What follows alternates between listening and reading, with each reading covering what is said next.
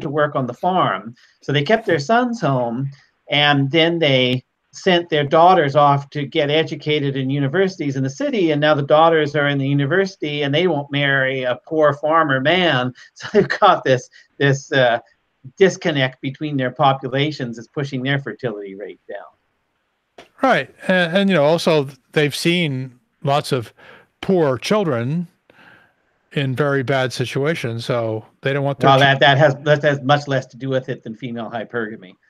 Yeah. Well, I think that one talk I went to, the guy said it's probably here's Mike. There's Mike Mongo. Mike Mongo. Oh, now we can start. Ladies and gentlemen, Mike Mongo. I was about to cancel until Mike Mongo showed up. We're complete now. You guys are the best. The celebrity guest that showed up finally. Okay, I tell you what, the theme for this last episode is pretty much whatever you guys want to talk about, but I would like a little bit of retrospective on the last 3.5 years and your favorite moments and least favorite moments, or whatever you want to talk about. But basically, we're just going to prattle on for about an hour about whatever we want, and which I think is appropriate. And if we go for a bit longer than an hour, I will maybe split it into 2 episodes. But Zero, be a zero. Hey, oh yeah, Chiro and Mike have the NASA T-shirts.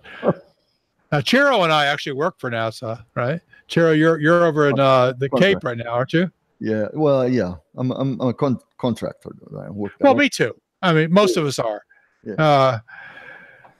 Because civil servants get the best jobs, but they get the least money. So. Well, I would agree. I just throw parties at NASA. I just throw big, giant 800-person parties at the Kennedy Space Center. Well, that's even better. It's just different. Sure, what were you saying? No. I was just saying that I'm not sure of the exact numbers, but I know that a pretty decently large percentage of the workforce is subcontractors for NASA. Yeah, it's about 2/3, I think, typically.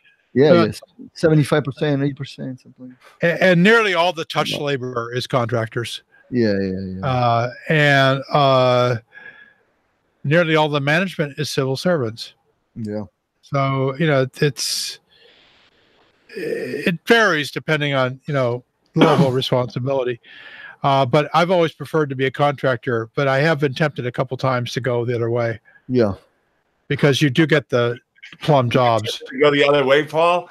Down to Key West, buddy. That was not a sexual innuendo, Mr. Mongo. Paul's thing decided to start swinging both ways.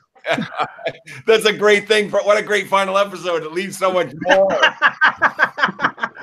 No, sorry. Gonna have to disappoint you there. My broken heart. Yeah. People who aren't watching, who are listening to the podcast, Paul's like he would embody what people call here a dad. Like daddy. I'm a proud dad. Yes, I'm a dad. Not that kind of dad, Paul. Oh, I'm sorry. I don't understand your what Key West lingo there. Man, the show has just started. We're already degenerating so badly. What's going on? Last episode, right? I mean, everybody.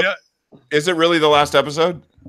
Almost. Well, it's not we've kind of drawn a bit of a division between episodes and recording sessions, but no. On Monday, I plan to have a Euro-friendly time slot episode, which will be the last session. But that's like the denouement. This is actually the final, actual, real episode. No, it's the Europeans. Sorry, it's Daniela and hopefully Mateusz and a few other people. Have you done many European episodes?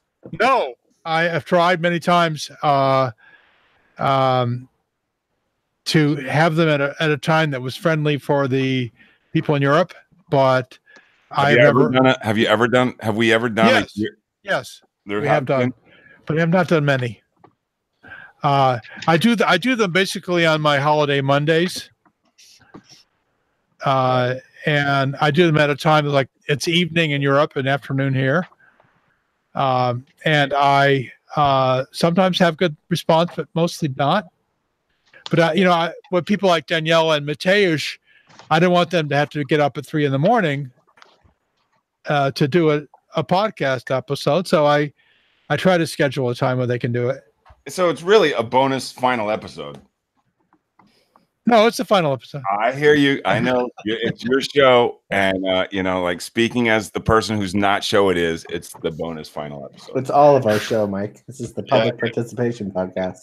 It's open participation. But the thing is, everybody here has been on here several times at least. But that's fine because as you know, I'm not going to go back over this ground again. But for me, the open participation thing didn't quite work right as I had envisioned it. So maybe somebody else can make it work. But I tell you, nobody has ever used Google Plus better than you, Paul. I want you to know that I'm not even kidding. Like, that makes me the tallest midget. No, you made Google Plus more like Slack than anything. I didn't even know Google Plus could work the way that you utilized it. It was, I mean, it took some figuring out on my end. It's not intuitive to discern what was taking place, like conversations about, like discussions about upcoming episodes. I could never figure out how to get to them. I had to go back ways and figure it out. Even to get to here today, I just signed on to Google Hangout and there was a conversation going on. That's how I got here, but I couldn't find anything on the calendar but you made, like, if people use Google Plus like you, it would be owning it. It wasn't. Google themselves ghosted Google Plus. Yeah, I feel like somebody should take that little spiel Mike just gave and send that to the Google product manager who. It's too late. It's too late. Yeah. I just don't care anymore.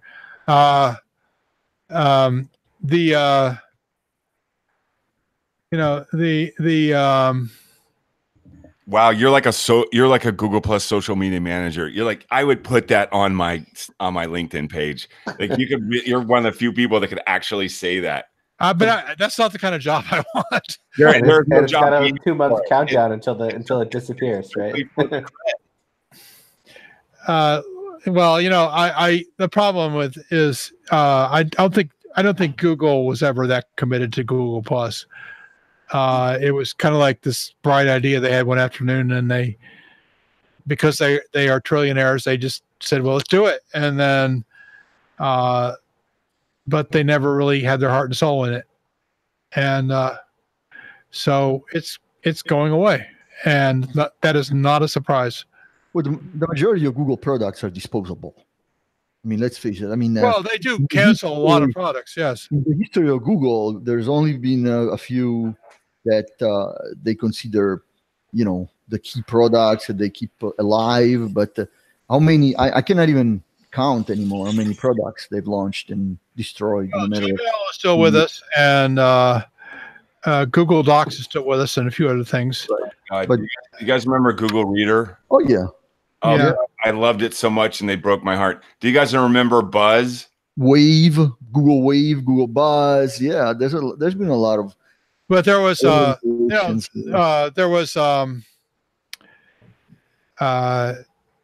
lots of things like that, and I've had other things that pulled out from under me that even features of Google Plus that they just deprecated without warning. Yeah. But that's the thing is when you're getting free services, you can't control what's going on. I almost would rather pay a few bucks a month to get something that I can count on. Well, you got your domain for the for your podcasts, right? I mean, I have domains, but that $10 a year, you get a domain. I meant actually, sir. I mean, you have your own website, right? You're not hosting on. Well, that's Blogger, and Blogger is one of the things that Blogger. Okay. Google has totally left a twist in the wind without any hope. Is he on some Blogger? Blogger is the worst thing ever. It isn't. I used to love Blogger. It was like I made it my first blogging platform. But it's so bad, and WordPress has passed it by completely. Yeah. And WordPress isn't even the best. There's a new generation that are better than WordPress. Yeah. So Google doesn't know what to do. They say, well, should we put a lot of time and energy into this and make it have a good platform, or should we just should we kill it, or should we twist in the wind? Well, twist in the wind is what they've decided to do. Yeah. Well, I just bring it up because watching you for Unseen Podcast use Google Plus was really a highlight. We were talking about things that we remember and that about Unseen Podcast, and that's definitely one of them. Okay, I'm going to start. Let me start, and then we'll get going here. I was hoping for Buck and Adam would show up there. Apparently not. There are apparently no shows. So let me get started. And wait a minute, have we not started? No, we're not started yet. Well, we're on air, but we haven't started recording the audio yet. Okay. Oh, okay, everybody. 5, 4, 3. Hello. This is the North American farewell episode of the Unseen Podcast. I don't remember which number it is. I think it's 98 or something. And session 98 anyway. And this is your host, Paul Carr. And with us on this final, I think almost everybody except Nick here is in the Eastern time zone.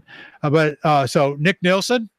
Hello, Nick. Paul, and hello to the Unseen Podcast for the last time, or the final. And Sam Lichtenstein. Hello. You're still in New York, right, Sam? Mm-hmm. Mike Mongo in the Conch Republic. Wait a minute. How did I get in the middle, not first or last? What's up with that? Holy smokes. Go on to the next person and pick me up at the end. No. And Mike Bowler. Actually, you're in the Central Time Zone, right, Mike? Right. Yeah. In Chicago. But Mike's going to probably have a very arduous assignment in Aruba soon, so we're worried about him. Yeah. And Chiro Villa in Florida. Yes. How you doing? And me, now, Mike Longo. ladies and gentlemen, Mike Longo. There we go. Take it away, Mike. Is this the final episode of Unseen Podcast? Well, actually, this is actually not the final. It's like just the final. The final will be in 3 days. I will be, 2 days from now, roughly. There will be a European friendly time recording, and these will all be put out on the feed at some point. They'll also be available on the YouTube channel for the Unseen Podcast. They'll stay up there indefinitely. Is Nick Nielsen getting his own podcast? Only if I take the trouble to create it. I heard that. I heard that's what it's all about. It's a big lead up to Nick Nielsen's podcast. Well, yeah, that's what it's really about. Is the next big podcasting star, Nick Nielsen, right up there with WNYC and he's like a favorite fan of philosophy. NPR and Penn Jillette.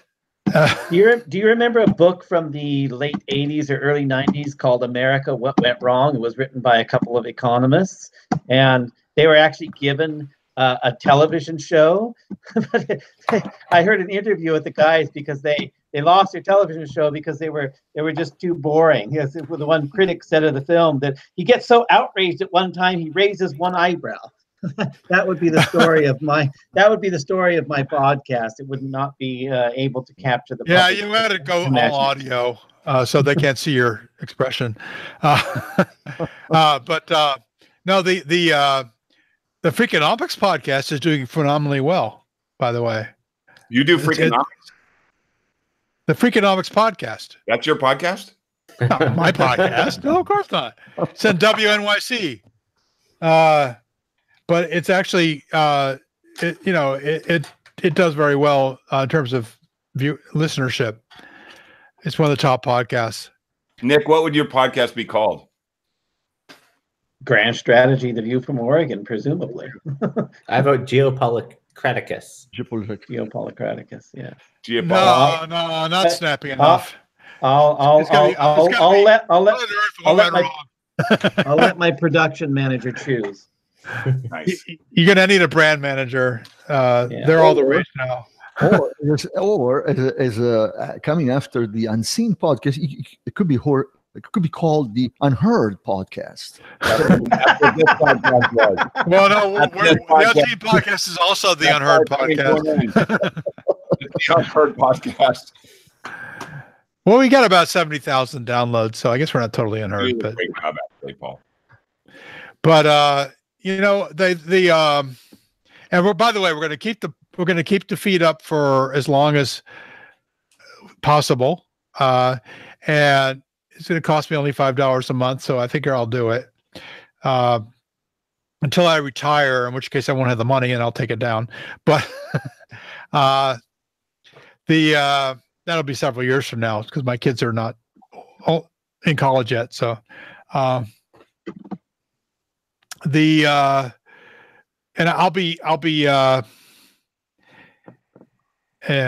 we'll keep that up. So if anybody wants to download any of it'll be roughly 99 episodes by the time we're done, maybe 100. We can stretch it a little bit. Now, 2 weeks ago, Mike and I, and briefly Nick did an episode, and that has not come out yet, but that will come out soon. And we're going to let that be the mess that it is. Love me for the mess that I am. And then, which mic is that? This one. Is it Mike Bowler? What's your last name, Mike? Bowler. Mike Bowler. Yeah. Got it. Well, he's our only celebrity here. He does the Skeptic's Guide to Conspiracy, which has been, a big hit with people who listen to that podcast. Yeah. That's cool. I listen to it on a regular basis. That's cool. It keeps you up to date on sort of the dark underbelly of American anti-thought. Yeah. That's everything nowadays. The whole thing is that way. Like, ugh. But anyway. Well, Mike is one of the brave people who tracks it. And, it's him and Ross and Carrie that I count on for that. Because I can't stomach it myself. Hey, what was the other podcast that we were doing? The Wow Signal? Yeah. What happened to that podcast? That's going to live on. That's a good podcast. Nick has contributed to that, and other people won't be invited to contribute to it. What we're going to do is after this year, the calendar year, when I get back from Christmas stuff and New Year's stuff, we're going to reboot the Wow Signal. It will have some of the people involved in the Unseen podcast will be on panels with the Wow Signal, which won't be Friday nights necessarily. It'll be whenever it's convenient for everybody. We'll just work out the time as we go along, and it'll be more focused. It'll be, here's the topic we're discussing, and there may often be a guest for the panel to have a conversation with, and we'll talk about, because I'd like to have an expert on the topic there. So I'll bring in an expert and we'll talk about things.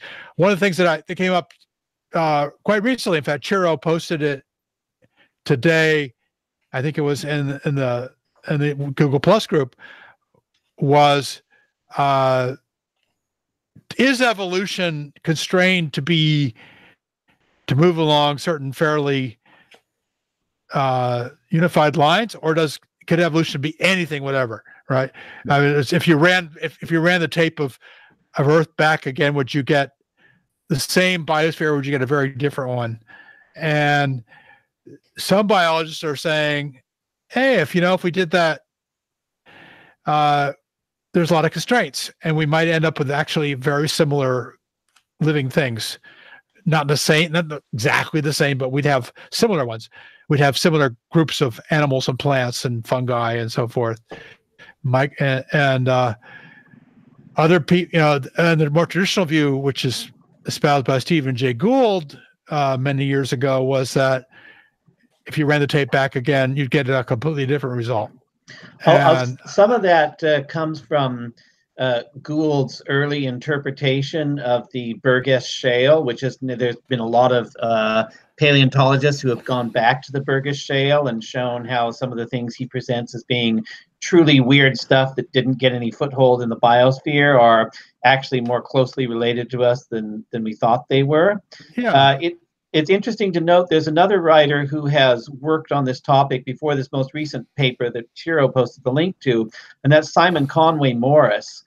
He's written at least two, maybe three books on this topic. He has a theological backdrop to his thinking, but he doesn't put it out there in front, so you don't know that his personal motivations for arguing for this stuff. But he does make the attempt to argue for highly constrained evolution converging on something like the Earth's biosphere. Yeah, and I my own uninformed, unexpert opinion is that it is highly constrained. It doesn't mean that if we ran the tape back again, we get humans, but we might very well get, with some reasonable probability, a bipedal organism that has some control of its, some fairly detailed control of its environment. And would the historical details match up? Of course not, but the broad biological details might be actually fairly consistent. And this goes back to looking at, what would alien life look like on another planet, in another star system? Would they be, is it possible to even predict what they would look like and what they would be like if they had a technological capability? And my answer to that is, yeah, I think maybe so. But within broad brushstrokes, I mean, there would be a lot of details that would differ. But there's an article about this this week on Medium by this guy Tony Deller called "Could Alien Life Evolve Similarly to Earth on Other Planets?" I saw it on Twitter earlier in the week. Yeah. And that's starting to be a real, I think it's an important controversy. Of course, since we don't have any data on their life on other planets, it's something that we're going to argue about incessantly until we have those data. But we're only decades away from going into the subsurface oceans of the Jovian and Saturn moons. So we may learn something there. And the most important lesson there, if there's anything like microbial life, is how tightly constrained evolution is at the lower end, because we don't even know how many self-replicating macromolecules are viable chemical structures. It just happens. That's true, and that would be a fascinating thing to talk about. Now, admittedly, we don't have enough empirical information. We only have n=1, right?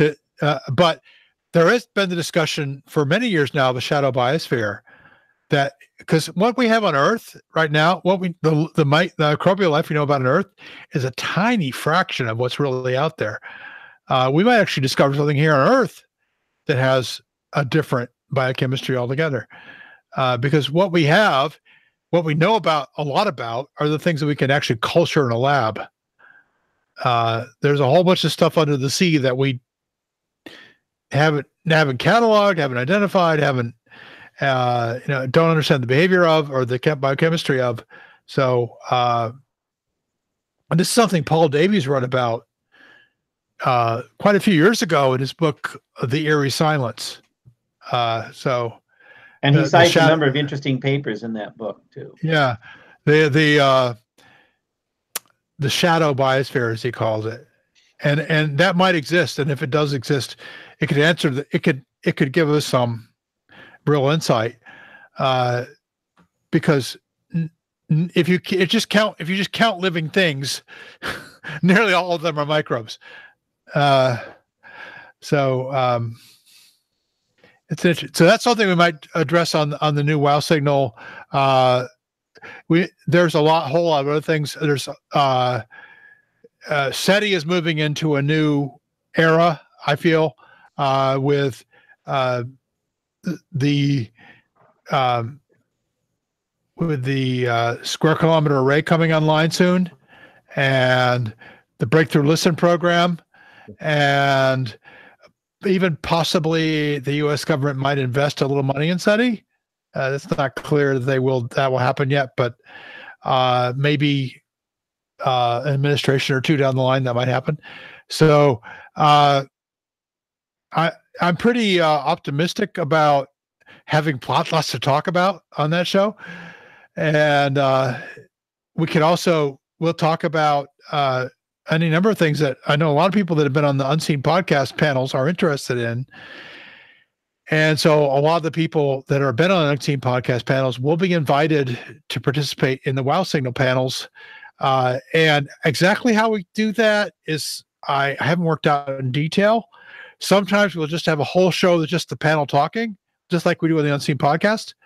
Other times it will be 20 minutes or so of the panel talking, maybe edited a bit, because I've never really done any serious editing on this show, except to take out technical glitches.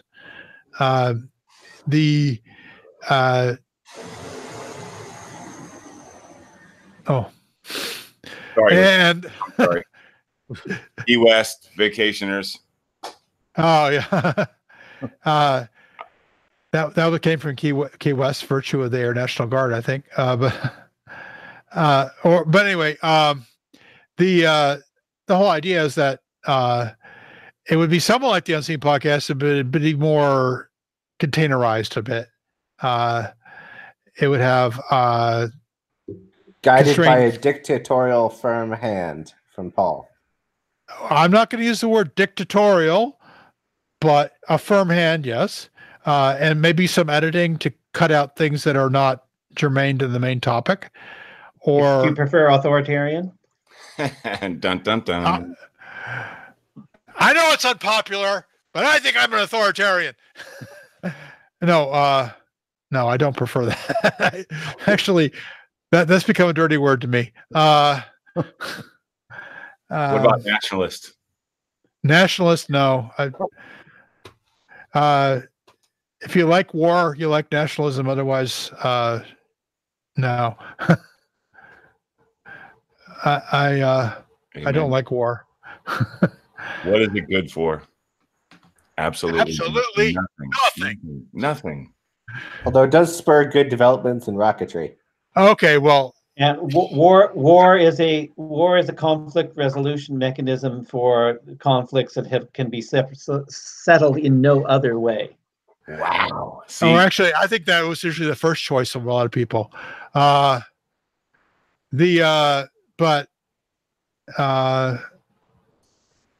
I mean, war used to be like that was the natural state of the larger society. But then we developed weapons where we could wipe out the entire society with. We have to stop doing that. And but human beings loved war so much that we found a way to continue to have continual wars without using our weapons of mass destruction. So even since weapons of mass destruction technology soon will be 100 years old, we still able to carry on wars on a very regular basis. Well, we're already to 2018. We're at the end of World War I. Was in this weekend is the 100th anniversary of the end of World War I. Yeah. And in Paris, where they used chemical weapons extensively in that war. And everything you read about that war, everything I read about that war leaves me in absolute horror. I don't need horror movies. I've got history books. You know, you just have to read about World War One. You know, we still use the phrase "over the top," which originally came from soldiers going over the top of the trench, the trenches, yeah, and getting mowed down within seconds. Yeah, getting mowed down. I recommend watching the last episode of Blackadder Goes Forth if you want to see, which is a comedy, by the way. If you want to see how grim that was, the guys all standing there in the trenches the last 2 or 3 seconds before they go over the top. And you know, these are young, healthy men who are about to die. And the film War Horse does a good job of showing the brutality of frontline trench warfare. Yeah, and the thing is, that wasn't even the worst war. Yeah, it was just the first one where we realized, oh, we can't keep doing this. But you know, but in some societies, if in Pinker's book, The Better Angels of Nature, he documents it. In some ancient societies, it was something like 20% of the young males could expect to die in combat. That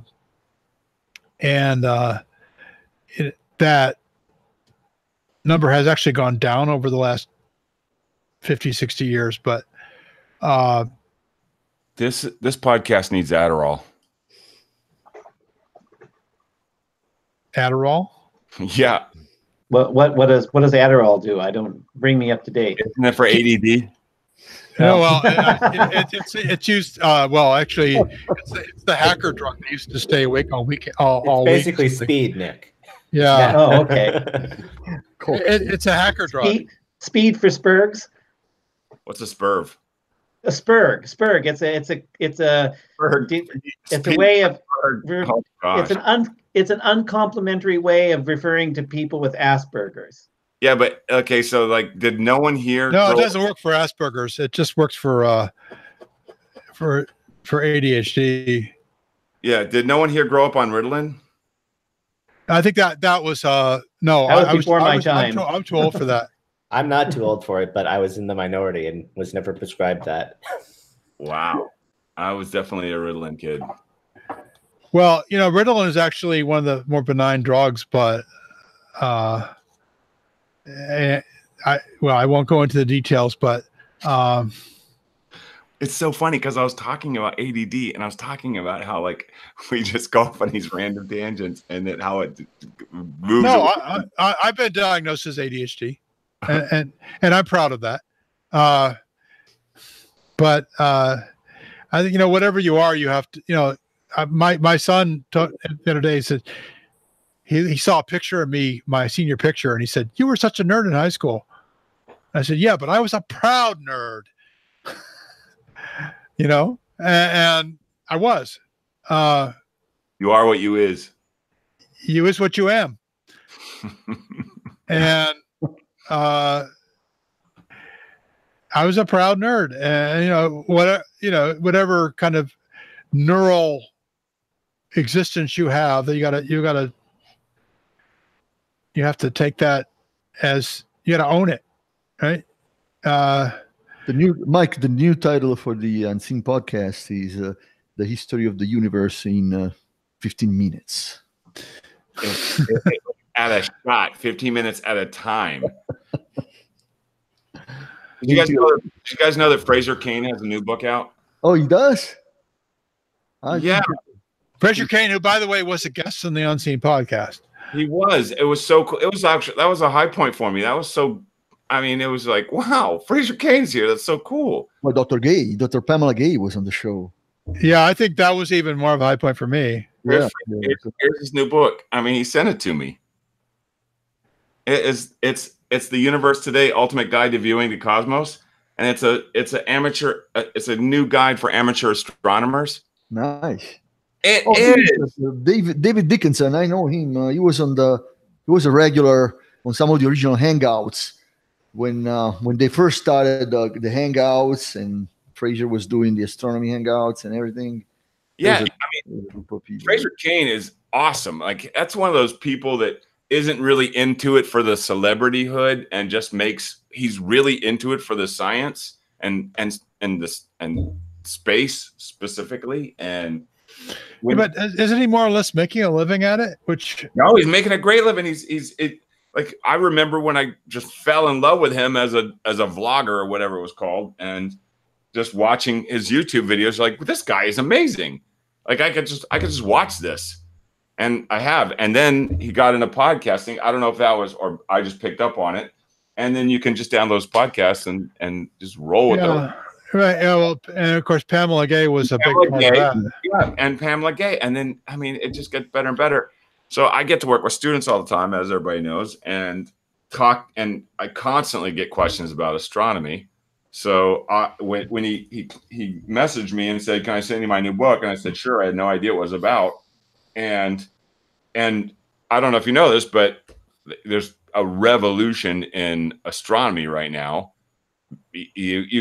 People always, when I'm being invited to schools, they ask me to come for these special nighttime events all the time for space or star parties, and then they ask about telescopes. I'm like, you can go on Amazon and get an amazing telescope for $300.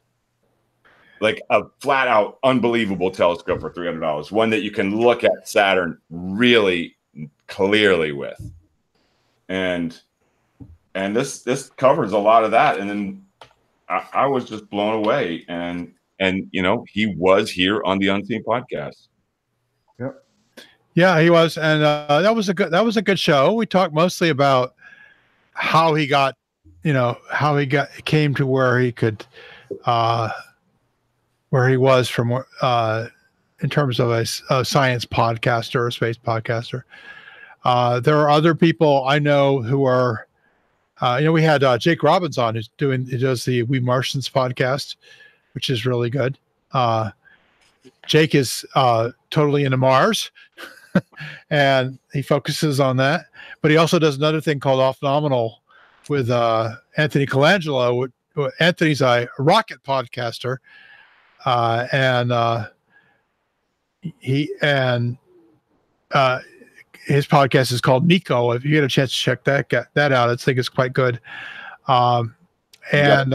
Speaking of podcasters, like I just looked at this book, and it's actually by David Dickinson. It's this Ultimate Guide to Viewing the Cosmos with Fraser Cain. And then the forward is by Pamela Gay. I just had to clarify that. Right. Yeah. Important. Because, David Dickinson is like, he's quite noted himself. Yeah, this is what I was referring to earlier when I said he was one of the regulars on the hangouts that they used to have. Oh, yeah. Yeah, and he also is a traveler. He's one of those extended travelers. I think as far as I know, he resides in the Tampa area. But he leaves him and his wife for extended period of travel around the country, like for months on end. I think one of the latest. I have met him. They have have you guys ever been to a star party? Oh yeah, like a really good one. Yeah, I mean they're all good for me. They have the winter star party here in the Keys at Scout Key every year, and I've been there before because during the day students, young kids don't have anything to do. So I happen to live in the neighborhood, but I had never really been to a full-fledged star party that goes on for, I think, 2 weeks. And there's an island in Greece called Ikaria. And that during the junta rule in like 1974, the communists took over Greece for a couple of years, and they put all the intellectuals on this island of Ikaria, and they developed a nighttime culture so that all the intellectuals would get together at night because they would keep them busy during the day so they wouldn't foment revolution. And they just kept on doing this nighttime culture. And you go there and they have the restaurants open at night, and they have like kids go to school at night, crazy stuff like that, really awesome stuff. And a star party is kind of like that. Like everybody sleeps during the day, and then everybody's up all night. Is that an astronomy club in Key West, Mike? There's kind of an astronomy club. It's an on and off kind of thing. Okay. And it's not the best viewing conditions. You're at sea level, so there's a lot of moisture in the air. Yeah, is the light pollution low though? If you go offshore. Mm-hmm. Well, yeah. I mean, if you just get away from the more popular areas in Key West and go out onto the other keys, like No Name Key is really dark. Yeah. Yeah. So I mean, I would, most of these coasts is not very good because we have all these city lights. But did we do the was the Unseen podcast? Did we do the Douglas Adams episode for Unseen podcast? We did. No, we failed at that. Oh, cool. No, it was not cool. I was very upset. I did, but we did one on the WOW signal. We did a Douglas Adams episode, which I'm proud of, even though it wasn't perfect. But I'm glad we did it. And maybe this in 2019 at around Towel Day, which is May 25th, by the way. For no particular reason, it's May 25th. We might do another one because I think not enough people are reading Douglas Adams. So, as plurtal glabble blotchets on a lurgid bee that mordiously hath biddled out, it earted jertle. Vogon poetry is supposed to kill you, And, it was that Vogon poetry. There was some sort of incentive about the Unseen podcast, Douglas Adams entry that had a connection with Vogon poetry, and I think that's why it didn't succeed. That may be it. It may be it. But it's the worst poetry in the galaxy, isn't it? Or the second worst? I can't remember. But yeah. Third worst. Third worst? Okay. Second worst is the Agoths of Kriya. Yeah, it makes sense. Yeah. Very worst poetry, all perished along with his creator, Paula Nancy Millstone of Sussex. That was when the Earth destroyed, so she was. Yeah. Well, okay. Yeah. Vogon poetry is pretty bad. I know that Terry, they're going to make a Terry Pratchett series, Discworld series. Yes. In fact, there's Omens is already. Yeah. I'm excited about that. Although, dramatizations of your favorite books can often be very disappointing. So, Can I quote you? Yes. Well, the American version, the American Dirk Gently had almost nothing to do with Douglas Adams. It was pretty weird. I tried watching it, but couldn't stick with it. Well, I did stick with it because I had to. I felt like I was compelled to do that. It is weird. Yeah, but weird is okay. I don't mind the weird part. It's just that it wasn't very Adamsian. The sense of humor was... It wasn't funny. It wasn't as sharp as... It wasn't really funny at all. It was very dark in its tone, was my impression at least. But well, the actors tried to make it funny, and the cast was actually very good. Elijah Wood, better known as Frodo, is in it, and he's actually really good. And the other actors were good too. I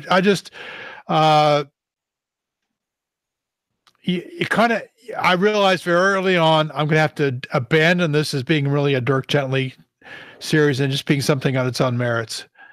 And then I kind of enjoyed it, but no, it wasn't anywhere near as funny as but then again, you shouldn't expect that. You shouldn't expect an adaptation to be the same thing that the book is. I mean, it just can't be.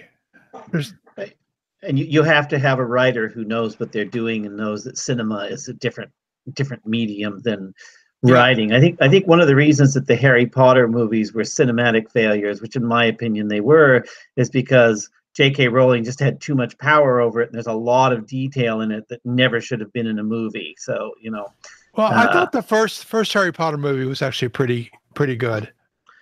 But they had a lot of money to spend on effects, and they did a good job on that. But the story gets very muddy. Cast. I mean, Maggie Smith is one of the great actors in the world. They had Kenneth Branagh at one point. They had a lot of other good people. Did Douglas Adams ever write for television or cinema? Yes, he did. He was very heavily involved in the first television adaptation of Hitchhiker's Guide. And what's your opinion of that? I haven't seen it. I don't think it's anywhere near as good. I really think if you really want to get a Hitchhiker's Guide, you listen to the old radio show. Wait, don't forget Starship Titanic. Or forget Starship Titanic. Starship Titanic is where Terry Jones first started to get dementia. Okay. Well, anyway, no. The book, the original books are great, but listen to the radio series first. Then forget anything any religion you have about continuity. All right, and read the books, which are hilarious. And just go with that. Now, the radio series went up through. It didn't go through so long and Thanks for All the Fish, but it went up through the first three books, the trilogy, and then the fourth book in the trilogy which is actually the best. The best book is So Long and Thanks for All the Fish, but because by that time Adams really honed his craft at that point.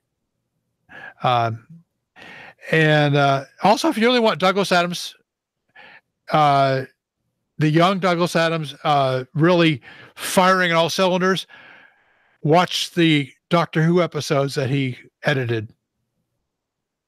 Those with Tom Baker. Oh, cool.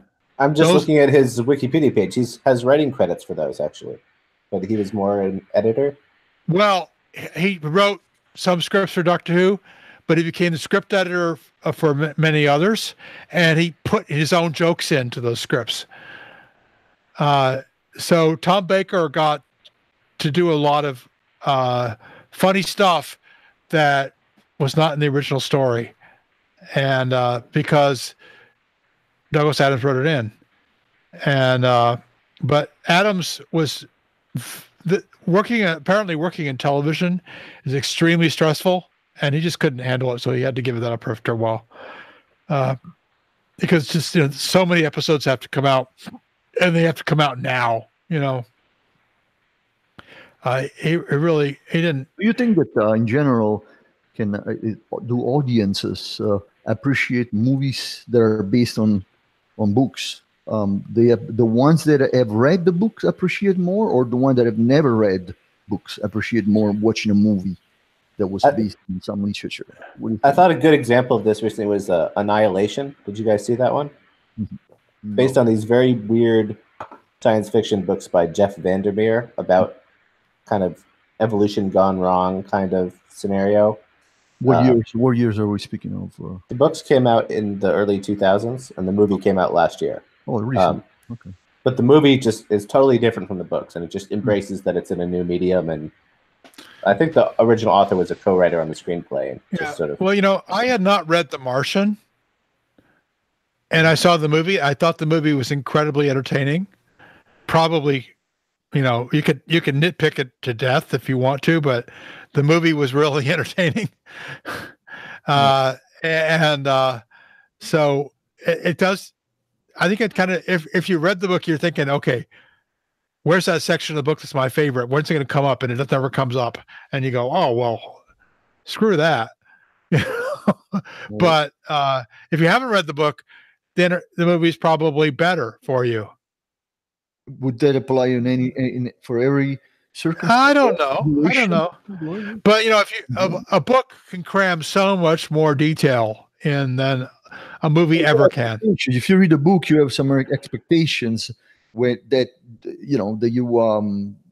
you expect to see something that you've read, right? And then you're disappointed if you don't see that in the movie. Well, are you disappointed, or are you just wondering, does this have the same level of wit and emotional sharpness that the book had, and maybe not. I mean, it is possible. But nowadays, you can get a 10-season TV series instead of a movie, and you can get all the detail. I think that's what they're doing with Good Omens. In fact, it's going to be a series rather than a well, with Terry Pratchett, I don't know how you could do a movie of Terry Pratchett, because it's all about the details. And it's the jokes that Terry Pratchett makes that are wonderful and require some nuance. I still don't think he's appreciated enough as a writer. But unfortunately, he left us. That's why this podcast had the name it has, the Unseen Podcast, by the way, because Terry Pratchett died just before we started. He had early onset Alzheimer's, and he passed away at a young age. I think he was 66. And at the time, I was 57. So I said, gosh, he's a young guy, and he's gone, and he's there's not going to be any more Discworld or any of that stuff. And his daughter, who he had bequeathed, his daughter's a writer, and he said, you can continue with Discworld if you want. She decided shortly thereafter not to continue, which I think was the right decision. She, so one of the wonderful and very humorous and very snarky creations of Terry Pratchett was the Unseen University. And Terry Pratchett always had a very cynical, or should I say skeptical, view of higher education. And so he created the Unseen University, which was this place where wizards got trained. By the way, I don't know, it's no accident that Hogwarts is also such a place. And I do believe J.K. Rowling was influenced by that. But the Unseen University is hilarious. It's all this politics and murder plots and overindulgence. It's really funny. And I thought, well, since I'm very upset about Terry Pratchett no longer being with us, I'll name it after one of his creations. That was why I called it the Unseen Podcast. Even though we did a lot of videos, so I do miss Terry Pratchett. I think the world misses him, and I don't think he's going to be replaced for a very long time.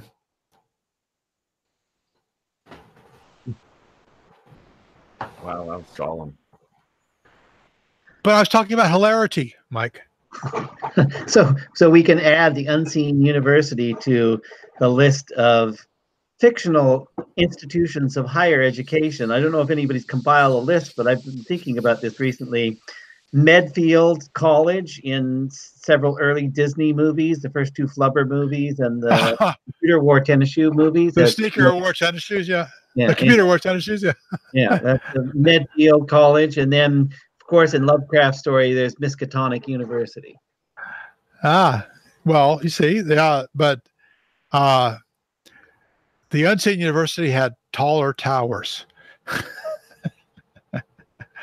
Very tall towers. Of course, if you're on a Discworld, that's easier. But According to the statistics extracted real time from the Unseen Podcast statistics spreadsheet, that you had 24 special guests on the program, a total of 24 special guests. Yeah, well, I'll trust your accounting of that, Chiro. I haven't counted it up myself. Well, yeah, some of them were together on the same show. There were some. Well, yeah, we had all the Mars One people on. Exactly. That was fun, even though it was kind of weird. But counting everyone, not the episodes, but the individuals, it seems to have been 24 of them, special guests. Well, yeah, 24. So it's about roughly one guest for every 4 episodes or something, which is about where I wanted it to be, actually. Mm-hmm. The most recent one was, was it Jake Robbins? Hmm. I should remember this better. I got the spreadsheet in front of me, but I got the sort is out of whack right now, so I have to. It's a Google sheet, for crying out loud. I have to sort it to, and I don't know what I'm doing. Now I get rid of everything. Got a Sana software engineer to screw up a simple thing. The most recent. Okay, let's see what we got here. The most recent episode with a special guest on. Is that what the question was? Yeah. So if I go back up, there would have been the one with Chad Davis. Oh yeah, of course. Yeah, and Chad. February of 2018. Chad's a great guy. And he, by the way, he went through a bit of a crisis with his podcast and decided to keep going. And he's done a tremendous job. He works really hard at his podcast. He's also his full-time job is a physics teacher. Wow. So he teaches undergraduate courses, and he kind of took that to the next level with his podcast. And so yeah, by all means, if you get a chance to check out the Scientific Odyssey, do so, because he's going to have some new stuff coming out soon. Prior to that, there was Paul Edelbrand. That was the next one. Paul who? Oh, Paul Hildebrand. Yes. Oh, Paul Hildebrand's awesome. Mike was on that show, as a matter of fact. Oh yeah, I think that was I love him. One of Mike Mongo's ideas. Yeah. Oh, okay. That guy. He's like Vogon poetry with a smile. Yeah. A teethy grin. I'm drawing a blank. I'm sorry to admit. Paul Hildebrand did the space documentary. Oh, right. Yeah, the First to the Moon stuff.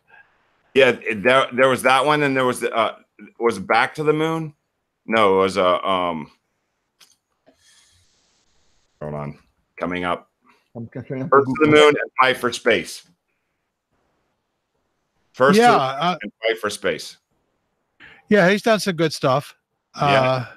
He was trying to get money to take all these old NASA footage and get it digitized and so on. He got the money. Good to hear. I think I put a few bucks in myself. Good man. If I recall. So did the film have a release? Let's see. First to the Moon. I'm not sure it's been done yet, right? I mean, he was still working on it. But that was an interesting thing. But you were talking about kids in space, Mike, and you were going on about that. And I remember, which was the title of the show, coincidentally. Yeah, but Paul Hildebrand, that was not really his agenda. That was, yeah, it was. Mike Mongo wants kids in space. So according to IMDb, Fight for Space came out in 2016. Yeah. Is it accurate? Yeah, Fight for Space is out, and then First to the Moon is in process. I'm looking at it right now. Okay. So they've got the funding for the acquiring all research materials, including full collection of Apollo 8 16 millimeter films from the National Archive. That's interesting. Yeah, I mean, you can get the films, but then you have the money comes from getting them digitized and getting them Right. modern, cleaned up and so forth. Yeah, I look forward to that. I hope he does well in that. I got the impression that most of the money was simply getting the rights to use this stock, this archival footage. Well, the NASA footage you don't need rights for, because that's a work of the U.S. government. There may have been some other things, but I think I remember what he told us was that just you get 16 millimeter film, you can't use it instantaneously in your own film. You have to do a lot of work has to be done to get it to where you can actually put it out. So that was the money he needed for that purpose. I mean, you can obtain works of the U.S. government for free, but they are whatever raw form they're in. They're not. The government's not obligated to convert them for you. Oh wow! At ASU on December 1st, the Apollo 8 mission 50th anniversary celebration, Paul Hildebrandt's there's a reception with film director Paul Hildebrandt, Lunar Reconnaissance Orbiter Camera Principal Investigator Dr. Mark Robinson. Wow. They're doing a screening of First to the Moon. Oh, awesome! Wow. Mark Robinson, I know him from other things. He's a good guy. I would think that NASA must have an in-house historian who, cares about preserving the old. I got some bad news about that. So the yeses and nos. There have been many occasions in the last 5 to 10 years where people have, as activists, saved footage that was being at times rewritten, believe it or not, and that's within the last 20 years, just written over and just didn't have space to store, and so people would just grab it and take it to their house because it was being disposed of, not to steal it, but to preserve it. And this goes on a lot. I mean, that's insane when you think about, compared to a mission budget, the amount of money required to preserve this stuff is trivial. At the border, it costs. Yeah, but that money was allocated back then in the 60s. It's not allocated now. I just saw an item within the past few days that the Apollo era mission control, its furniture, its equipment was reconditioned and is going to be presented in a museum format that was and really expensive to do all that. I'm surprised that they have money for that, but not for this other stuff. So, but wasn't Stephen Dick one of the main official historians of NASA? I don't know who that is. Well, he's written. I think. Well, that's how you get money for the thing. Pot. There's. Yeah, Chiro, you brought up a good thread here, which is people we've had on as special guests. I think we had Eva Bodman on for the. So prior to Paul Hildenbrandt, we had Eva Bodman, which Eva was good. We brought her on to talk about Tabby Star at the second anniversary of the publication of the Tabby Star preprint. That's pretty detailed. If people want to get go back and listen to that. That was episode 81. 81, yeah. Okay. Eva is still working on Tabby Star, by the way. There should be some new stuff out soon, so stay tuned. So that was the occasion was the second anniversary, right, of the discovery of the. Well, it was the second anniversary of the publication. Oh, okay. Of the discovery. Not necessarily. It was the actual the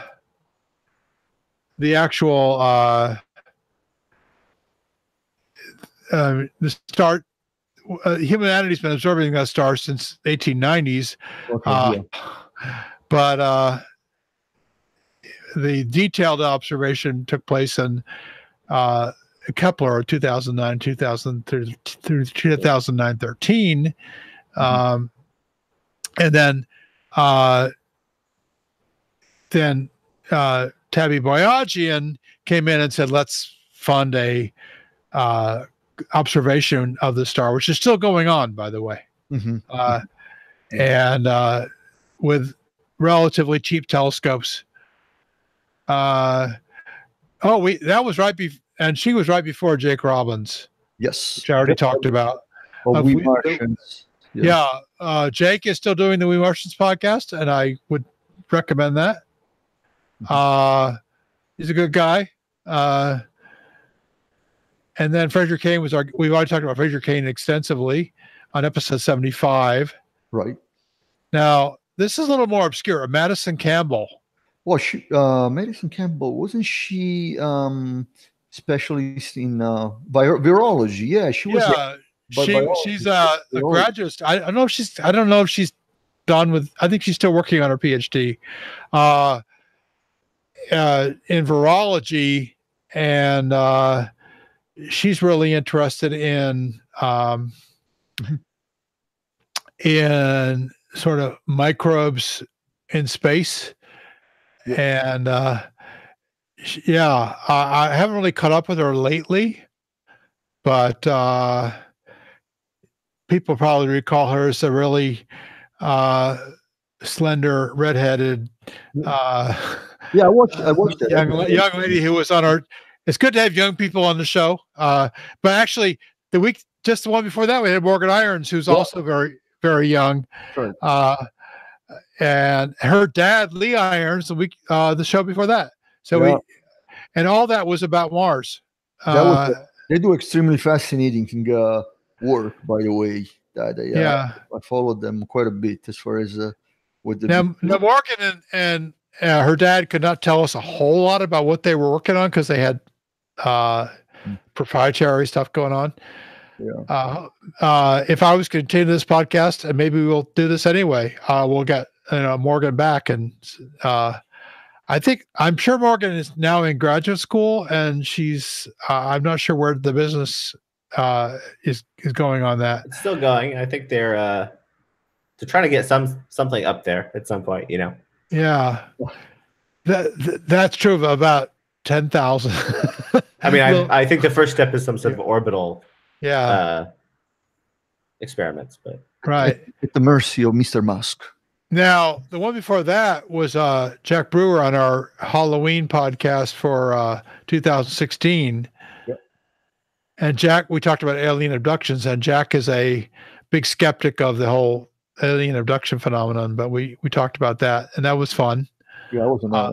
I'm still in touch with Jack, by the way. A successful episode, right? We had over 1,200 views. I mean, downloads. Yeah, so far. In fact, probably more.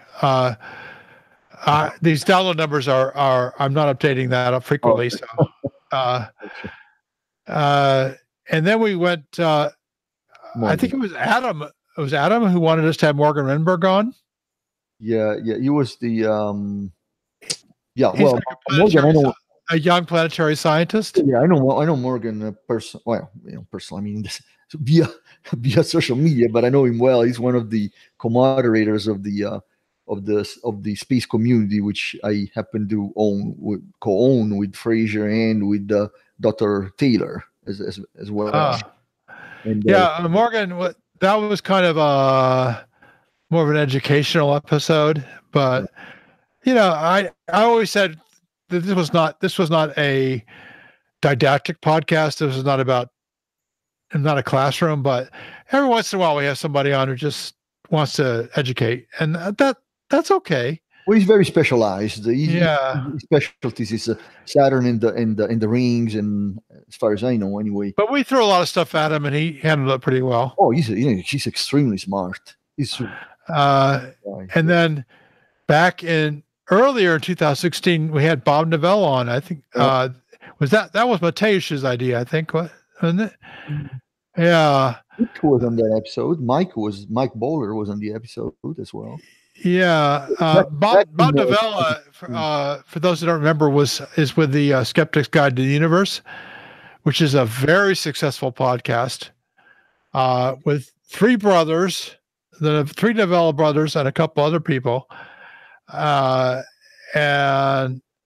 they religiously put out an episode every Saturday? I think it's every Saturday.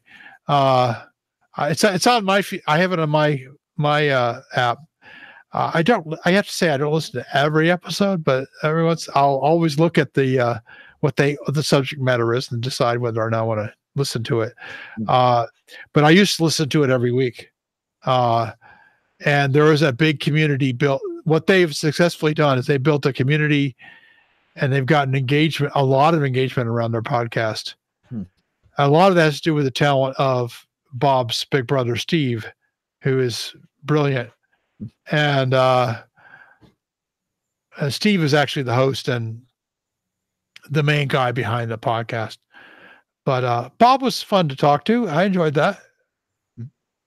And then before him, now this was the one that Mike Mongo got involved in episode 33. Yep. Mike just started to drag James Muncy along with him. 2015. In November, just about 3 years ago.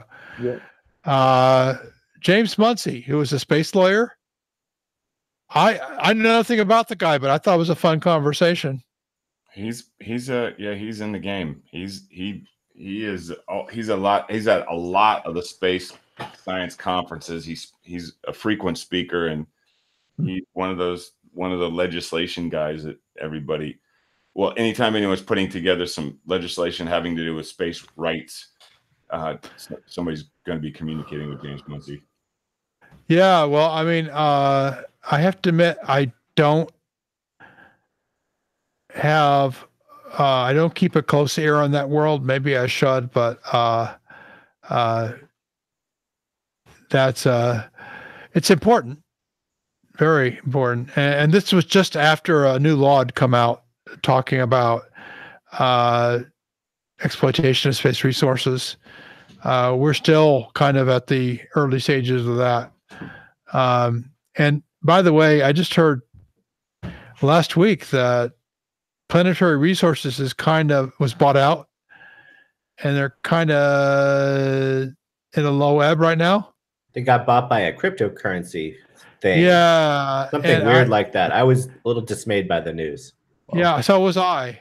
Because I actually wanted to work for them at one point. I actually applied to work for them. I was willing to move to Seattle, my whole family to Seattle to try to make this happen. And I'm kind of glad I didn't do that. But to spend on a house there. Yeah, well, I mean, they had a really cool job application form, by the way. They asked you how good you were at soldering, that sort of thing. Didn't matter what position you're applying for, you had to be kind of a maker. And I admire that, but the problem is they haven't, the return on investment for the investment horizon for asteroid mining is quite a ways out, and it's hard to keep the funding going. So I think this is probably the best move for them. I don't know if we'll ever hear of Planetary Resources again, but we'll see.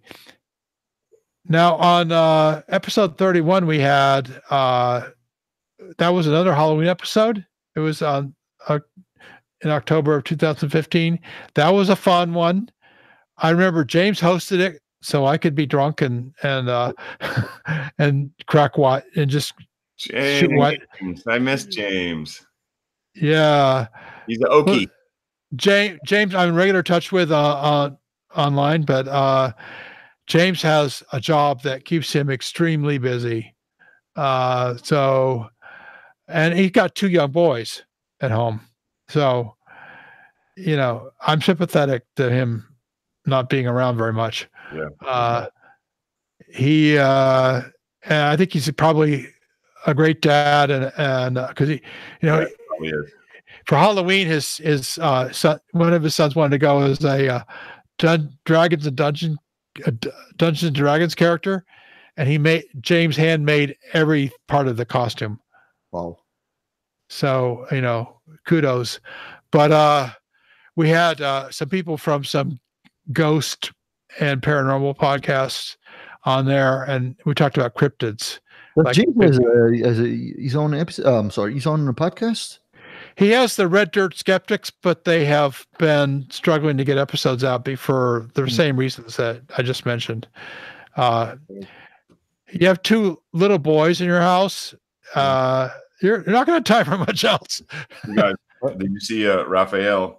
My son's he was Ziggy Star-Lord. So he was going to be Ziggy for Halloween. He was going to be Ziggy Stardust, and then on the day of Halloween, he decided he wanted to do Star-Lord again from Guardians of the Galaxy. He's got the full, and so I had it's Key West, so these things are available to us. A makeup artist to do the Ziggy Stardust makeup, and then he decided he wanted to do Star-Lord, so we combined it into Ziggy Star-Lord. Oh, that's pretty interesting. There's a link. I just sent you a picture of it. I don't know how that's completely inconsistent, but that's not a bad thing. Definitely should be a movie in its own right. Ziggy Star-Lord. He's my hero. I was like, Ziggy Star-Lord. Yes. Raphael. So Ziggy Star-Lord plays guitar. Okay, good. And then he got to hear, he got to actually, like, while the makeup was being applied, we played Bowie for him. Yeah. Which was so cool. Well, I'm a big admirer of Bowie, but yeah, okay. I'm not gonna diss that at all. That's pretty good. And then on episode 29, we had Tim Shank, 30. We had Tim Shank, who's one of our weirder guests, but weird in a good way. The guy's got all kinds of stuff implanted in his body. I haven't kept up with him, but if you want to go listen to episode 30, I would recommend it. That was kind of fun. And Marsha Barnhart, Nick Nielsen, and Buck Field were the panel. Anybody? Oh, and Adam Smith. Yeah. And then here, one of the most popular episodes up to that point was episode 27, which was March 4. By the way, I should point out, episode 26 was a complete failure, the worst episode, or the least popular episode. But 27 was 3 Mars One candidates. Yeah. Ryan McDonald, Dan McGrath, and Oscar Matthews. And they were responding to the episode we'd done earlier, episode 21, about Mars One. And they seem like really, sharp young people. In fact, Ryan was on later in another episode. That's what I thought it was, wasn't he? But I don't see him listed in the. Was it? Who was? Was he on the Ryan? He was in the panel, wasn't he? Yeah, I am on the panel for. Okay. I mean, but anyway, yeah, Ryan's done as a real deal planetary scientist. Yes. Who's doing some. I don't think he's got his PhD yet, but he's still working. He's doing good work. And he was a Mars One. He was one of the Mars One candidates we talked to. In fact, Ryan really initiated the whole thing by emailing me and saying, "I don't agree with everything you said on the earlier episode. Can I respond to that?" Mm-hmm. And he did it in a very nice, civilized way. And I said, "Sure, why not?" So And that episode, we had Antonio Paris, Adam Smith, David Grigg, and Patrick Festa. And we talked about Mars One and kind of shed a positive light on it now. But, I think we all still came off kind of skeptical about it. What's the latest on that right now, as far as you know? I haven't been following lately. I think they're not doing very well in terms of attracting funding. Mars One.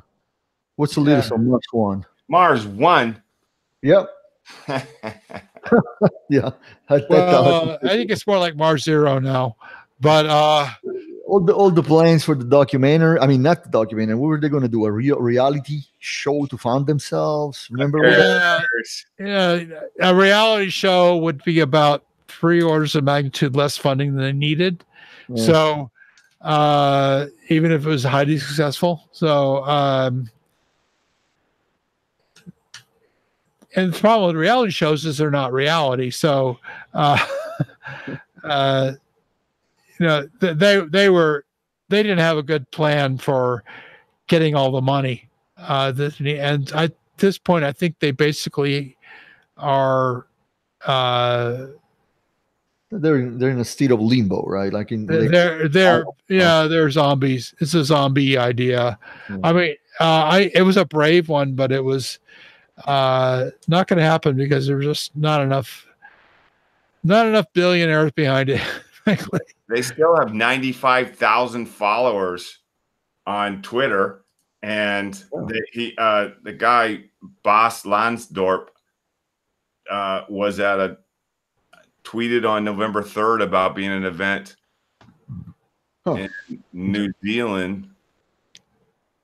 Yeah, I don't know how they're going to ever. The Mars One project is already in its early stages with the aims of sustaining human colony on the planet within the next 40 to 100 years.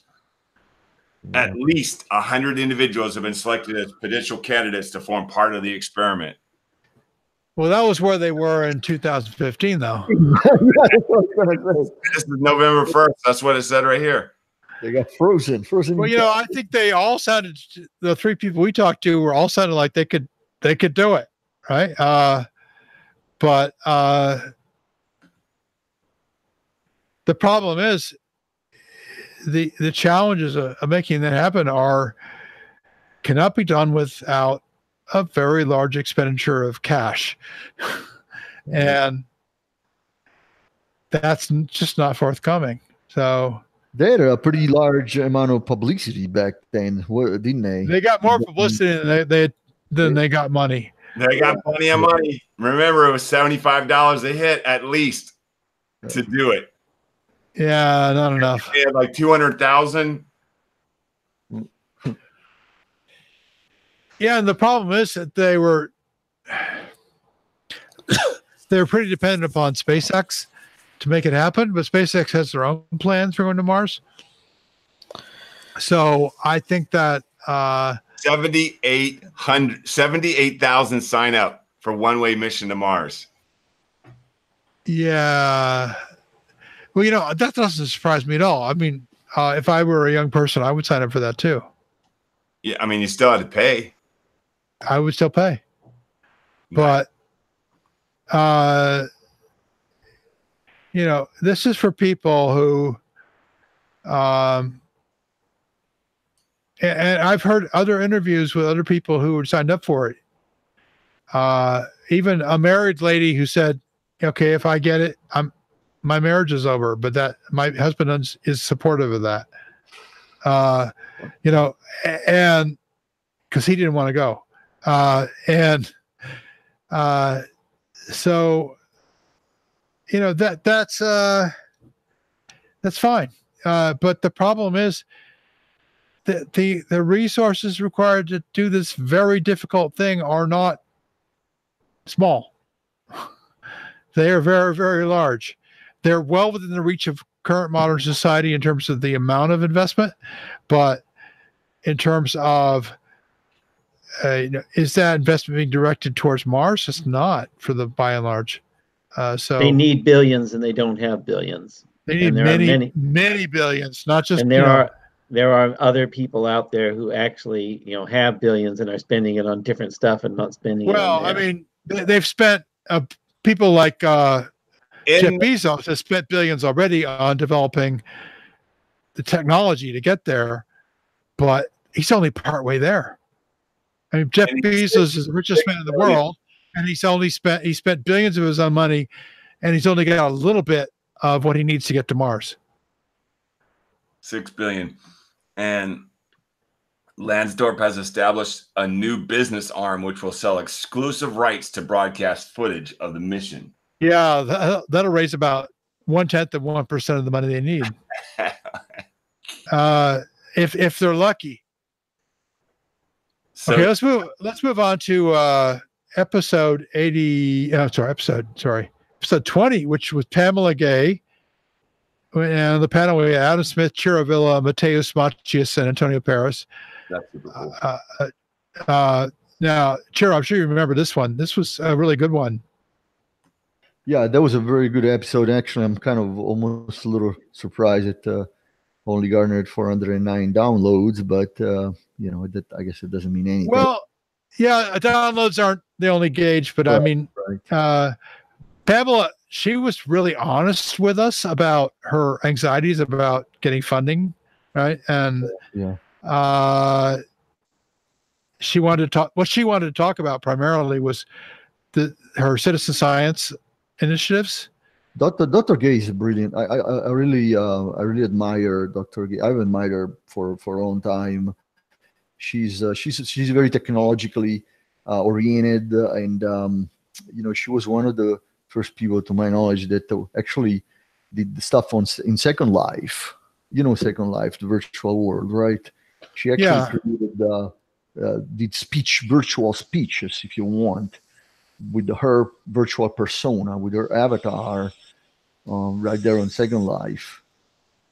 And of course, we know about her work with Fraser Cain that we were talking earlier on.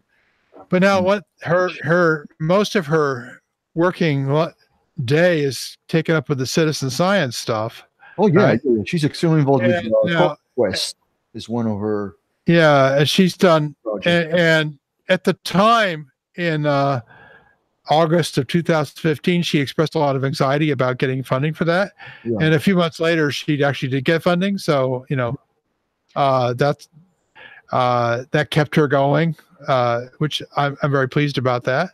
Yeah. I haven't kept up with that, but I think hopefully she's continuing to move forward with that. To my knowledge, she travels a lot. I follow her, periodically from time to time on Twitter, and I know that she really travels a lot lately. Anyway, she's been traveling a lot.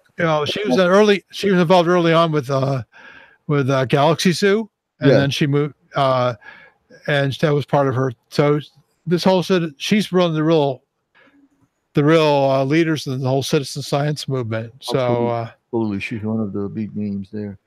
With Cosmopolis, it was great to have her on for that. Mm-hmm. And she also talked a little bit about her her feelings about sexual harassment in the science community. A big topic, big topic, and it became even bigger after that. But apparently, there were some people who took advantage of young female scientists. And was it before or after the scandal? What's his name? Yeah, the famous physicist. Yeah, I do. I forgot the name now. I can't believe. You mean the exoplanet discoverer? Yes, exactly. Enough. Whose name completely escapes me right now. I actually interviewed him for the Wow Signal. Okay. And well, we don't need to say his name, but I think that was about the same time that he got into trouble. At UC Berkeley. His name is Jeff Marcy. Exactly. And now he is legitimately credited with a lot of really important discoveries. And by the way, he's still active in that field, but he did have to resign from UC Berkeley. and you know, no, by the way, Pamela Gay, I don't think had anything to do with Jeff Marcy. No, That was it. I don't know. That No. was a completely different situation. Yeah. But yeah, she did have issues, and she wanted to come out and say that, you know, that it was not that it was tough for her with the whole, she had issues that she wanted to discuss. Right. Yeah, and it's tough for her as a young female scientist to make it through that process while dealing with some guys who had different ideas. You know, now she's you know, she's married and doesn't really want to, you know, be. She's senior enough that she doesn't have to deal with that anymore. But when she was young, she did have to deal with it.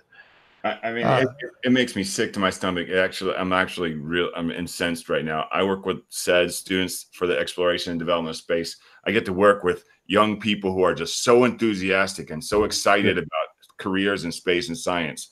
And I have interacted with these people that have these views of people who are women. These people who are men, for me, that's the experience, and who have these views of people who are women that are absolutely misogynistic to the point of being misanthropic. And it has happened. And I've worked in so many different organizations now, and that it just continues to go on, and we play it off or put it to the side. We're all right here, we're all a bunch of guys, and it is just, I mean, guys will say stuff to you because you're around just a bunch of guys, and they think it's legit and it's okay. But I mean, like, paralleling that right now is are people that presume that I'm white and use the N-word around me, which has suddenly taken off in popularity. I travel a lot, so I'm in different environs, and then people are just like, oh, that's a white guy, and then N-word, and these things, like, it is so atrocious, because here's why. You meet people who are so much to contribute and so much to give and so much and this enthusiasm to make the world a better place, and some lecherous person undermines their integrity, like stops that process. I have spoke with people who are women personally, who have changed their careers as a consequence of interacting with, like, primarily a bad professor, but it could be a peer in a leadership position. And Yeah. That's why organizations like SEDS is, we are so dedicated to equality, diversity, equity, and then you have the Brooke Owens Fellowship that now is in its third season of giving fellowships to young women who want to pursue careers in space and astronautics and aeronautics. And these important organizations like Virgin Galactic is very involved in that. And Lori Garver is another giant ally, Will Pomerantz. People that are just stepping up, and people that, how about this? What about space science conferences? Have you seen any panels this year talking about diversity or women in fields that were all men in any of the space science conferences? I sure have. You just follow my Twitter. I call them out. Like, it's like, I have made up a commitment. If the conference does not have 50% female, I'm not interested in. I'm just not. Like, if they're not making a point, not necessarily of attendees, but for speakers. Some of the biggest space science conferences, who I'm not calling out. Some of the biggest, but I do on my Twitter stream. They do not make a point. They do not go out of their way to look for people who are women, just women, much less people who are Black or people who are LGBT, for instance? Or how about this one? This is one that people forget all the time. People who are from like difficult economic situations. Young people who are amazingly gifted and talented in space and science. It is really expensive to go to these conferences, as all of us know. And so to come up with an extra $1,000 or $2,000 to go to a space science conference, they may be the best in the field, but they can't afford it. And these space science conferences, a lot of them are just to make money. They're strictly money makers. That's great. There's no problem with that. But because of that, they certainly could put a little more effort and energy into making sure that it's a more even playing field for everyone. Okay. Sorry. Thank you. Let's see, on episode 16, we had Brian Coberline in to talk about astrophysics, and I think we got about 20% into the number of topics we want to talk about there. Chiro, you were there, as were Adam Smith and Patrick Festa. I wanted to have Brian back, but Brian, I don't know what happened to him. I don't know, but he started writing for Forbes, and then he kind of disappeared off the map. well, he's been fighting very tough battles against science deniers and pseudoscience advocates and electric universe promoters.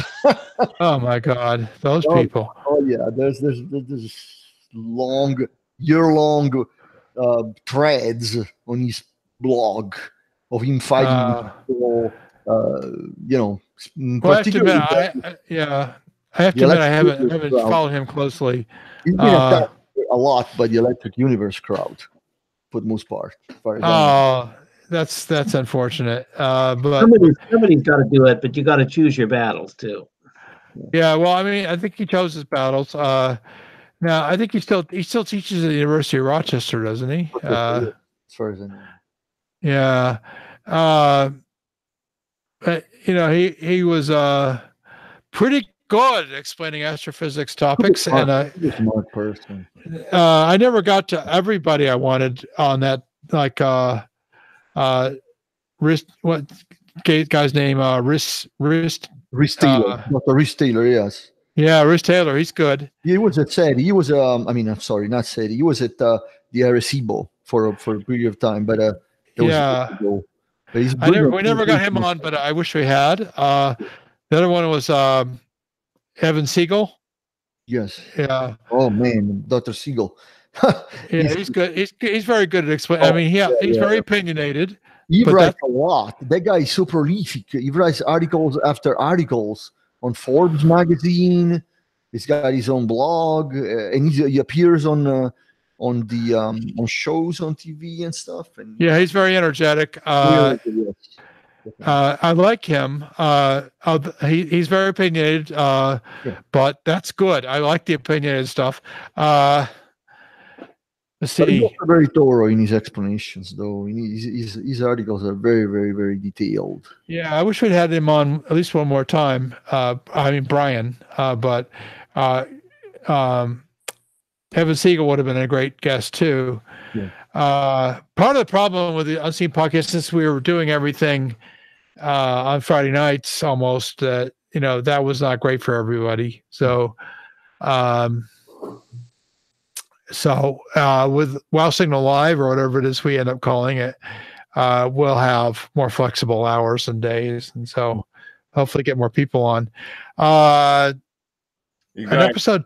The reason I mentioned that about the reason I went on that rant is because I really appreciated Pamela Gay bringing up that topic on Unseen Podcast. Yeah, and so did I.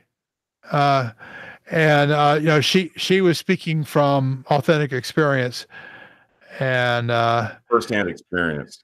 Yeah, and I think that's why one of the reasons we don't have a lot of young women going into science, because it's pretty tough emotionally and to deal with that extra burden when you have so much other stuff to get done.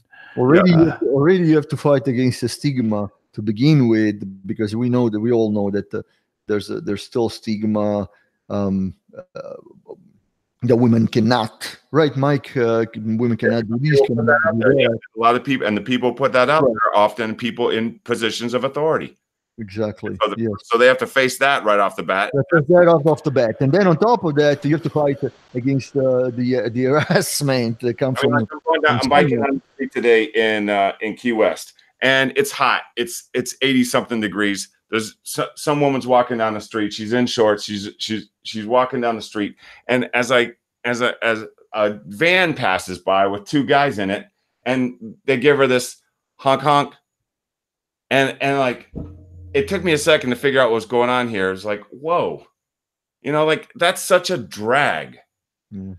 And that kind of situation, that the little comments, the little touches, the little innuendos, all that little stuff, all that drag that we as men generally do not have to deal with. Right. Generally. Why? And that people who are women face constantly, particularly in these fields. And then you have people that really wreck it, like Marcy did, and then don't own to the situation, and then even what's his name, the physicist Feynman? Yeah, Richard Feynman. Yeah, Richard Feynman. I mean, like in his books, he talks about how he traded the purchase of a sandwich for sex, and he talks about women, like the words he uses to describe them. And this is back in the day, and you're like, oh, he's so charming, and these things like that. It's not that he wasn't a genius, it's that we have to acknowledge this other stuff took place. And agreed, it was a different time and a different era. When I was growing up, I'm 53. When I was a kid, half the people who are women in my neighborhood didn't have driver's licenses. Oh man! Like that's how far we've come from. Sounds like Saudi Arabia. Right. Well, yeah. And so it's people in positions of influence, such as everybody here, who have to make a point to say, hey, don't be a D-bag. You're really messing it up for people. Like it is on us to step forward and say, hey, that's not cool. Okay. And that's how we make the world a better place, because people who are women shouldn't just have to be the only ones standing up for this, because it's wrong for all of us. When we disenfranchise anyone, it's to the detriment of everyone. Society. Yeah, because these are some of the best minds and best thinkers. I always say that a starship, when we talk about that, Icarus Interstellar, it's going to have everybody, because you want to make use of all your resources. You want all the cultural nuances that every group brings. And that, that's why I get really into it. Like I really believe in it. So I'm very passionate about it, because, of all my friends who have been affected by this and did it different ways. It's wrong, Okay. Man. It's wrong if it's a woman. It's just wrong. And it was awesome that Pamela Gay came to this podcast and talked about that. All right. I tell you what, we've been we're done about 90 minutes. Let's go around the panel and talk about some of your favorite memories of the podcast, and then we'll wrap it up for tonight, because I have to do stuff tomorrow, as I'm sure most of you do as well. So let's start with Mike Bowler, who's not had much to say the last hour or so. Mike, what do you remember? What I liked was the discussions between Rick Nielsen and Buck Fields. Those little discussions, those debates. I was hoping they, we were talking at one time debating, I forget which the topic was, but it was just the two going and arguing back and forth, kind of debating. I can't even think of any one particular. It was just all of them were just so enlightening, I guess would be the best term. I mean, I'm listening to them the two make these discussions, and yeah, it was kind of. I mean, I like Rick's his blogs. I subscribe to him. I read them all the time, and it's like just hearing those two talk, and then really just about anybody else. Like Mike Mongo and pretty much everyone else who brings what they know, and that's what I really liked about being involved with this the podcast is just listening to smart people. It's been a learning. I've been learning. It's been as much a learning experience for me because I'm like Mike when he was talking about getting people. Well, I'm starting with a new company, and I'm actually going to be working on, besides the billable stuff, trying to develop the programs to improve our employees, attract good employees, and so on. And to just what he was saying earlier, that these people are being turned away because of some jackass who makes the wrong comment, or makes an inappropriate comment, so they don't feel comfortable. I'm hoping, and I'm trying to press for our training is to be able to take anybody in, treat them equal. Don't even make distinguish between someone who may only have a few years or less than a year experience versus someone with 30 years experience. Trying to treat everyone equal, get the information to them so they can join the team and succeed. I'm really excited about contributing to that, and so those are my takeaways from the Unseen. Learning good stuff, learning important stuff. Okay, let's see. How about Sam Lichtenstein? What do you remember that? I enjoyed Nick and Buck's spontaneous discourse on philosophy of mathematics, which I was probably the only one who listened to that episode. But it's very unusual to find people who are interested in these things, much less two people on the same podcast. So that's one thing I like about this. But yeah, it's just an interesting group of people. And I also like shitting the shit with Paul before the shows, asking him my dumb questions about satellites and things like that. One of my favorite memories, Sam, was you drinking your soda at the table with a bottle of bourbon during one of our episodes. I think that garnered quite a bit of laughter. I don't know if you remember that or not. You probably don't remember that.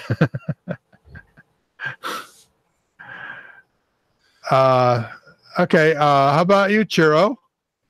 Well, that was definitely a classic. The one with the progression of Sam gradually falling more and more asleep as time went by. You first notice one eye and then the other. I'm just messing with you, Sam. That was fun though. But no, in general, I enjoyed both the serious intellectual conversation as well as the silliness, the cowbells, right? So it's a little bit of a mixture for me, but it was an interesting journey. I wish that I had been more. I had the opportunity to participate into more episodes, but I was glad, obviously, to be able to make it to this last one. So, yeah, good memory. I hope that we can somehow revitalize something, whether it's with the occasional WoW podcast that, like you were talking about earlier, Paul, that could be a little bit more loose, like the Unseen podcasts have been, maybe. So yeah. So I hope that we can somehow kind of do something similar in the future, I suppose. Okay. Let's see. I'm going to go to Mike Mongo next.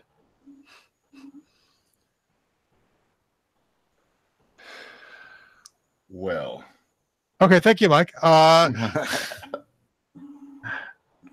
For me, actually, one of the things about Unseen Pod, I was always trying to figure out if Paul was drunk or not. Like it was like one of my major things. I was like, is he drinking? Has he been drinking? Like, is he drinking? Yes. Yes. The answer is yes. Like sometimes he was looser and sometimes he was tighter, and nonetheless, holy smokes, Paul, you are a smart guy. You know a lot about a lot. You're one of the most informed people I've ever worked around. Well, you're exacerbating my imposter syndrome. Because I think I know nothing. You were.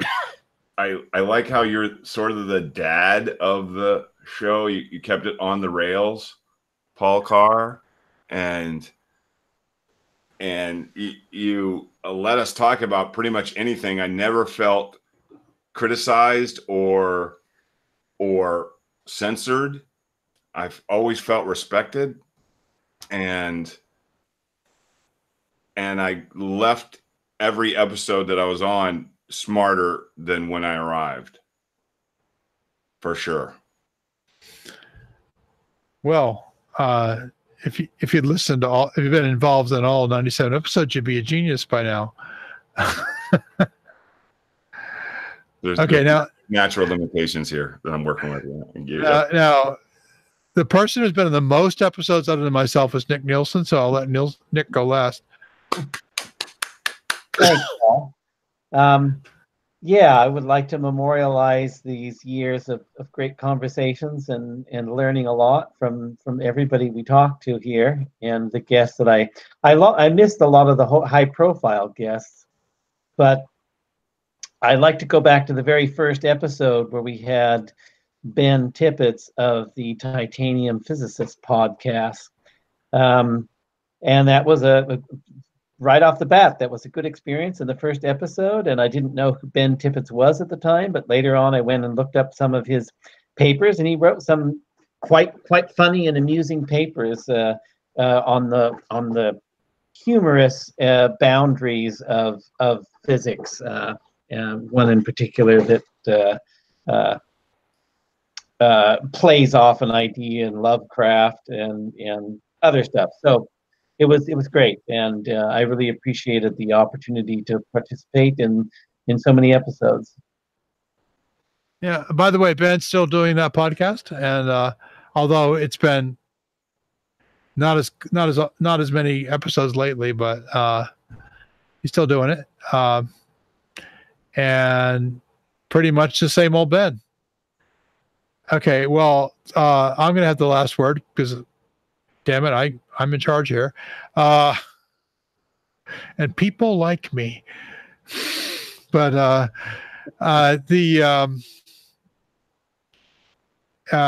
have a lot of memories. I started it, and I've already talked a lot about why the podcast is ending, so I'm not going to discuss that now. I think everything has a beginning, a middle, and end, and nothing should go on just because it's always been going on. There's a lot of bands I wish had broken up a lot sooner than they did. I think the Rolling Stones should have probably broken up like in the 70s, but no, for example. While there were many tears shed when the Beatles broke up, I think that was the right thing for them to do at the time.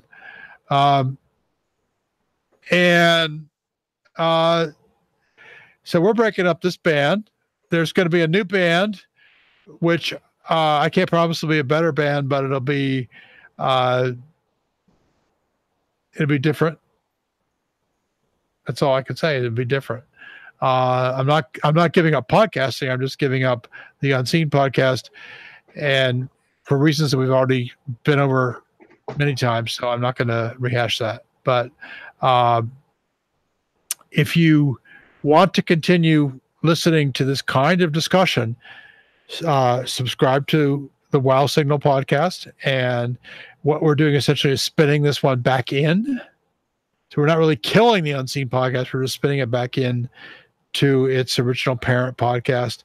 And I hope there will be a lot of panel discussions in the future, very similar to the almost 100 that we've had so far on the Unseen. And I think it's been training for me. It's been a kind of learning experience that I regard as extremely valuable. And I'm grateful to everyone who participated, all the panelists and all the listeners and the Patreon subscribers who participated in the podcast in their own way.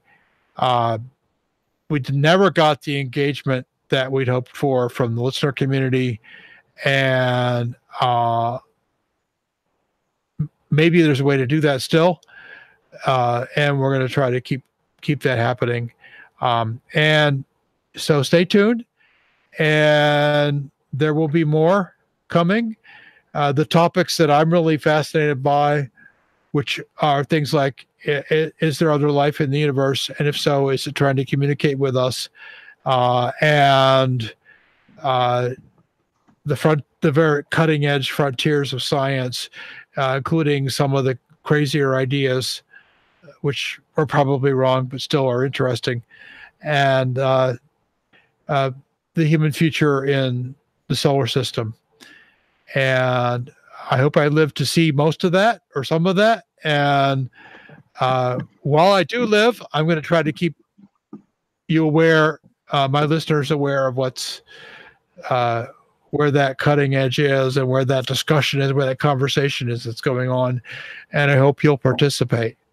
So see you then. And so again, go to wowsignalpodcast.com to learn more. This has been. Hold on. Wait, before you cut it off, I gotta ask one question. What was your favorite moment? Well, favorite or most compelling? Favorite was probably listening to the James and the other guys talk about cryptids on the Halloween podcast, because I was pretty loosey-goosey and enjoying myself a lot. Probably the most interesting moment was when I was crawling underneath my table and Nick and Sam were talking about the philosophy of mathematics and whether math has any ontological status, which I still think is a fascinating question that's not resolved. Anyway, cool. We had a lot of good stuff, and I do hope that we'll have more of that, more good stuff. And many of people on the show tonight will be involved in that. And some who aren't on the show tonight will be involved in that. So, and people we haven't even met yet will be involved in that. So let's keep it going. You can always email me, wowsignalpodcast@gmail.com if you have any ideas or questions. And music by DJ Spooky. Good. Who we've used the same music throughout by DJ Spooky. And I'm grateful to him for making it Creative Commons, so it wasn't an issue. And that is all. Goodbye. Okay, we have cut off the audio. We're still on air, though. Okay. We're still recording video. And now the cursing can start. And now we can cue the Lawrence Welk music for good night. Good night. If you don't like Lawrence Welk music, make some Lawrence Welk music. That would require editing, Nick, and Paul doesn't do that for this podcast. True. Paul has done a lot of editing in the past on other podcasts, but not on this one. All right, I gotta go, gentlemen. Thanks. It's been fun. Oh, yeah, me too. Goodbye. Good night. Good night. Keep up the good Okay, work. I'm going to stop